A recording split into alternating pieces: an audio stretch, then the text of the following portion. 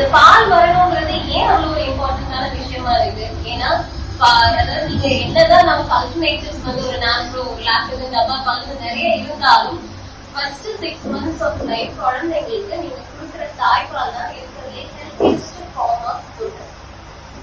என்ன நம்ம ஆர்டிபிஷியல் என்ன கொண்டு வந்தாலும் அந்த தாய்ப்பால்ல இருக்கக்கூடிய சத்து கிடைக்காது. சத்தை விட ரொம்ப ரொம்ப முக்கியம் அதுல நம்ம குழந்தைங்களுக்கு தேவையான இம்யூனிட்டியும் சேர்ந்து வருது. நீங்க வந்து பிறந்ததுல இருந்து ஒரு 25 வயசு 30 வயசு வரைக்கும் நீங்க எத்தனை நோய்களை பார்த்துருப்பீங்க, பல நோய்களை தாண்டி வந்திருப்பீங்க இல்லையா? அந்த நோய்களுக்கு உள்ளான ஆன்டிபாடிஸ், நோய் எதிர்ப்பு சக்தி எல்லாமே உங்க பிள்ளைல இருக்கும். அது எல்லாமே டிரான்ஸ்பரன்ஸ்.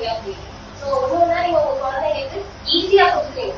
அது கொடுக்கும் போது உங்க குழந்தையோட நோய் எதிர்ப்பு சக்தி நல்லா ஸ்ட்ராங்கா இருக்கும்.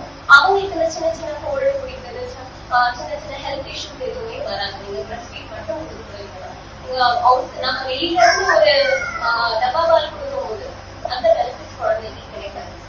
ஸோ அதனாலதான் நம்ம வந்து என்னதான் பாசிபிலிட்டி இருந்தாலும் எவ்வளவு ஒரு ரிச் ஃபேமிலியா இருந்தாலும் நீங்க ஃபார்முலா ப்ரிஃபர் பண்ணாதீங்க. பிரஸ்ட் ஃபீட் மாதிரி ஒரு நல்ல